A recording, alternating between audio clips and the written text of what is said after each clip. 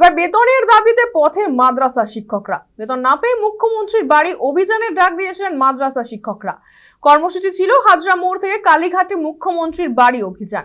তবে এই ডাক আচমকাই বদলে গেল। এরপর ভবানীপুর যদুবাজার থেকে মিছিল শুরু করেন বিক্ষোভকারীরা। মাদ্রাসা টিচার্স অ্যাসোসিয়েশনের ব্যানার নিয়ে রাজ্যের বিভিন্ন জেলায় মাদ্রাসা শিক্ষকেরা এই মিছিলে যোগ দেন।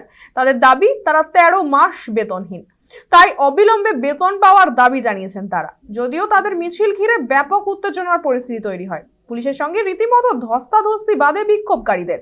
পুলিশ একাধিক বিক্ষোভকারীকে আটক করে। টেনে হিচড়ে বিক্ষোভকারীদের প্রিজন ভ্যানে তুলতে দেখা যায়।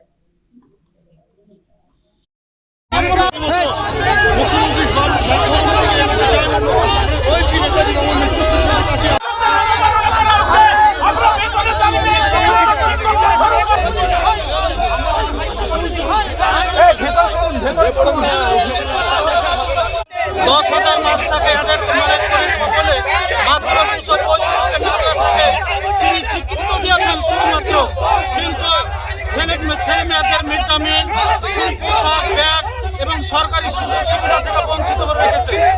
এবং যে সমস্ত সিনিয়র মাদ্রাসা, সেই সমস্ত মাদ্রাসার শিক্ষকদেরকে নিয়োগ থেকে বঞ্চিত করে রেখেছে।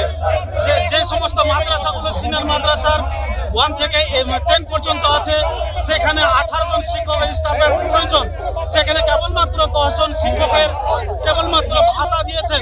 বাকি যে শিক্ষকগুলো আছে তাদেরকে কিছু দেওয়া হয় না, এবং তাদেরকে নিয়োগ দেওয়া হয় না, বেতন দেওয়া হয় না, কোনো কিছুই দেওয়া হয় না, সুযোগ সুবিধা দেওয়া হয় না। আর যে সমস্ত সিনিয়র মাদ্রাসা 1 থেকে 8 পর্যন্ত আছে, তাদের 13 জন শিক্ষকের আপনার শিক্ষকদের আছে, সেখানে এই সমস্ত নিয়োগের দাবি। আমাদের দাবি আছে ছেলে মেয়েদের জুতো, ব্যাগ, পোশাক এবং কন্যাশ্রী, সাথী, এই সমস্ত